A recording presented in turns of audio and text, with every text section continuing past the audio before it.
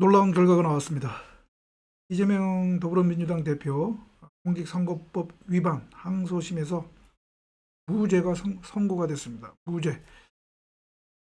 그래서 이재명 대표 측에서는 뭐 기대를 했었겠지만 반대되는 국민의힘이라든가 그쪽에서는 전혀 예상하지 못한 그런 선고 내용인 것 같은데 저도 개인적으로는 깜짝 놀랐습니다. 아, 공소 사실 세 개가 모두 다 무죄가 나왔기 때문에 저는 그렇게 전혀 예상을 못했거든요. 그런데 어, 나왔단 말이죠. 뭐 진영에 따라서 그 판결에 대한 어떤 평가가 달라지겠지만 뭐 문제가 있다면 오늘 그 항소심 재판부 판결에 사실 오인이라든가 뭔가 법리적인 측면에서 먼저 문제가 있다면 이제 검찰이 상고할 것으로 보이는데 그러면 뭐 대법원에서 뭐 달리 판단할 수도 있겠죠. 뭐 잘못이 있다면 그렇게 될 것이고 뭐 잘못이 법리상으로도 뭐 문제가 없다면 대법원에서는 뭐 또 그대로 항소심 판결을 그대로 확정하지 않을까 이제 싶습니다. 근데 이게 대선 일정과 맞물렸기 때문에 이 윤석열 대통령 탄핵식만 사건 이게 이번 주 금요일 날 만약에 결정 선고가 내려지고 그 결과가 인용 파면이라면 조기 대선이 실시가 되는데 이 대선 일정과 관련해서 또 이게 미묘 복잡한 또 스케줄에 어떤 그런 게 있어서 이게 참 어떻게 될지 모르겠습니다. 이게 불확실성의 그런 어떤 그 문제가 계속 지금 이제 이어지고 있어서 전국은 더 뭔가 좀 정리가 되고 해소되기는커녕 그 계속 꼬여가는 그런 그 형국이 되지 않을까 걱정이 되기도 합니다. 그래서 지금 문제가 이제 남은 거는 윤석열 대통령 탄핵 심판 결정인데요. 이게 이제 언제 이루어질지, 언제 선고가 될지 아직까지 지금 그 선고일이 공지가 안 됐죠? 공표가 안 됐습니다. 그래서 지금 진영에 따라서 이게 참 이게 언제 선고가 날지 이거 진영에 따라서 전혀 다른 마음으로 지금 다른 시각에서 지금 이 선고 지연을 보고 있습니다. 분명한 거는 노무현 대통령 탄핵 사건 그다음에 박근혜 대통령 탄핵 사건과 비교하면 확연하게 지금 결정 선고가 늦어지고 있는 것이죠. 지금 변론 종결 있은 후 거의 한 달이 이제 돼가는데 아직까지 선고일조차 지금 잡혀지지 않아서 매우 이례적이다라고 하는 거죠. 그래서 이러한 그 선고 지연에 대한 원인 배경을 두고 설랑설레가 있습니다. 근데 저는 한번 이거를 헌법재판 실무와 그다음에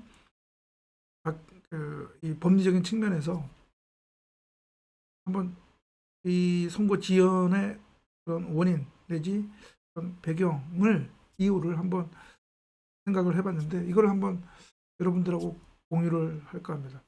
진영 논리가 아니라 객관적인 그런 헌법재판 실무 그리고 그런 법리적인 측면에서 그래서 저도 뭐 호기심 반, 뭐 궁금증 반 해가지고 한번 이러한 원인 이유가 무엇일까 그걸 한번 알아보기 위해서 그래도 헌법재판실무소라든가 또 박근혜 대통령 그다음에 노무현 대통령 결정문을 한번 체크를 해봤습니다. 봤습니다. 그래서 나름 제가 이번 방송에서 얘기할 그런 이유가 있지 않을까 그런 생각을 했는데 그걸 한번 여러분들하고 한번 공유를 해볼까 합니다. 먼저 관련된 얘기이기도 해서 그제 한덕수 국무총리 탄핵심판 결정과 관련해서 잠깐 체크를 하고 할까 합니다. 지금 화면에 뉴스완이라고 하는 미디어 매체에서 재판관별 판단 요거를 잘 도표로 정리한 거 지금 여러분 화면에 보고 계시는데요. 지금 여기 보이는 것처럼 기각 5명 기각 5명, 그다음에 각각 2명, 그다음에 인용 1명 이렇게 결과가 나왔죠. 결국은 이제 주문은 기각입니다. 기각. 뭐 일부에서는 재판관들 어떤 그런 이념적 그런 성향에 따라서 나왔다 이런 얘기하는 사람들도 있고, 물론 여기 뭐 진보 성향이라고 그 인식되는 문영배, 이민선, 정정미 재판관도 기각 의견을 내서 좀 의외다라고 하는 분들도 있습니다. 근데 아무튼 여기서 이제 확실하게 우리가 알 수 있는 것은 윤석열 대통령 그 탄핵 심판 사건에 있어서 결정에 있어서 인용 그러니까 파면이죠. 파면 의견을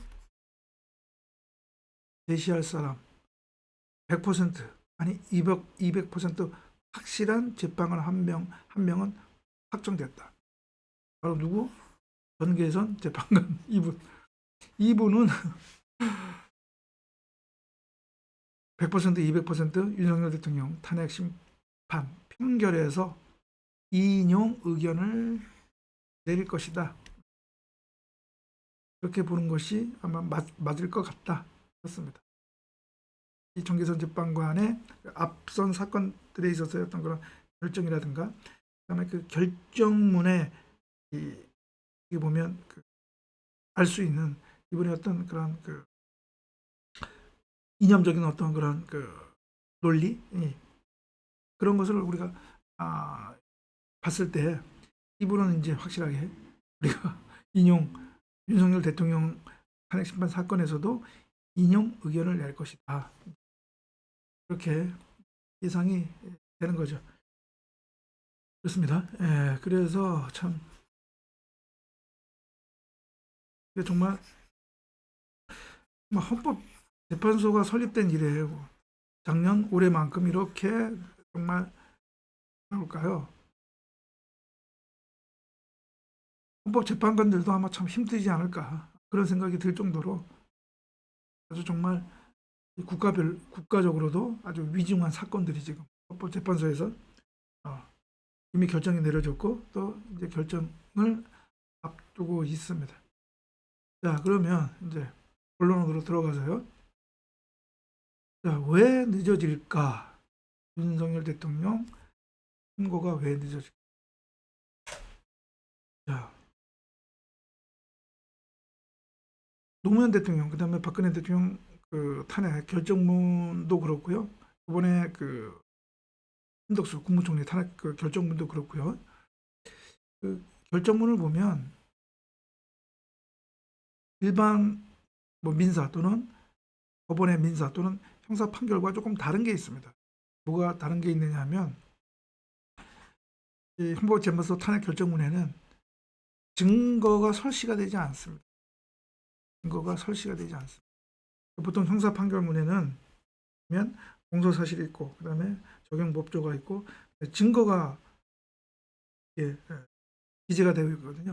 어떠한 증거가 있고 그 증거에 의해서 이러이러한 범죄 사실이 인정된다. 이렇게 되는데 헌법재판소 탄핵 결정문에 보면 이런 증거 관계가 설치가 되지 않습니다. 그래서 구체적으로 어떠한 것이 증거로서 인정이 되고 증거 능력이 있고 또 증명력, 신빙성이 인정되는지 거기에 대한 구체적인 판단은 설치가 되지 않습니다. 일단 뭐 사실관계를 정리를 하고요. 사실관계. 그리고 청구인의 이제 그 주장, 소추 사유 그걸 하고, 그다음에 여기에 대한 헌법재판소의 현재 재판부의 판단, 크게 이런 구조로 되어 있습니다. 결정문이.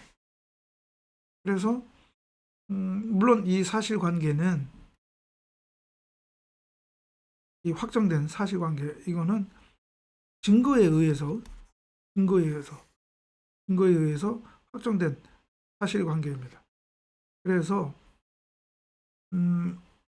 지금 뭐 평의 중이냐 또는 평결이 아직 안 됐다 뭐 이런 논란이 있는데요.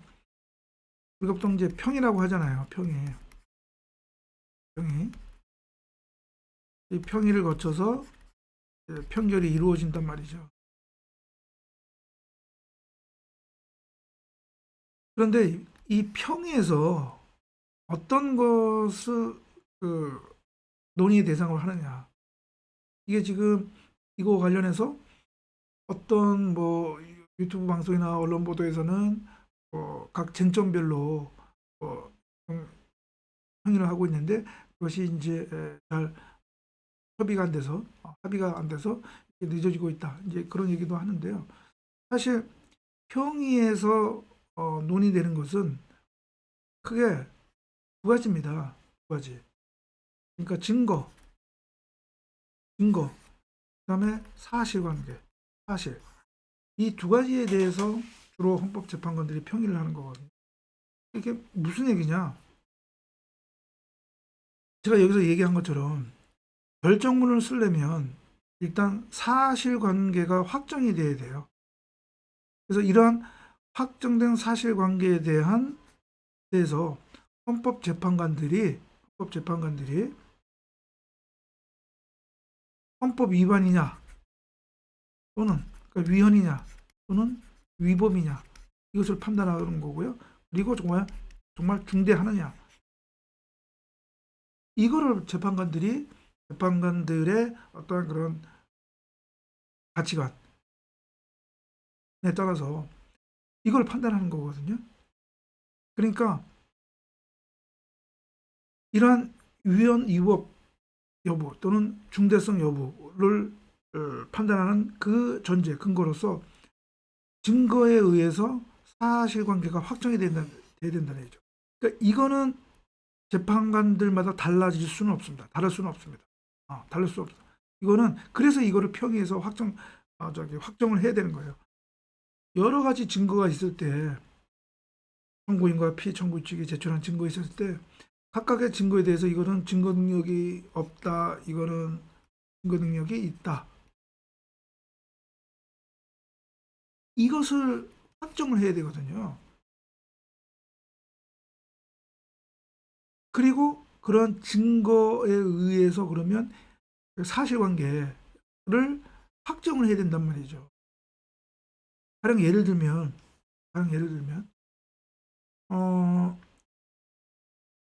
그 계엄군이 국회 본관 문을 깨고 들어갔잖아요. 그러면 그것이 왜 깨고 그 계엄군이 그 유리창을 깨고 들어갔느냐? 그 경위라고 할까요? 그 사정. 이것이 이제 사실관계로 볼 수가 있죠. 그것을 팩트로서 정리를 해야 된다는 얘기군요. 왜 깨고 들어갔을까? 이게 말 그대로 일부의 주장처럼 안에 어떤 그런 내부 질서를 유지하기 위해서 들어간 거지 아니면 정말 국회의원들을 끄집어내기 위해서 들어간 것인지 그게 사실관계로서 정리가 돼야 되는 거고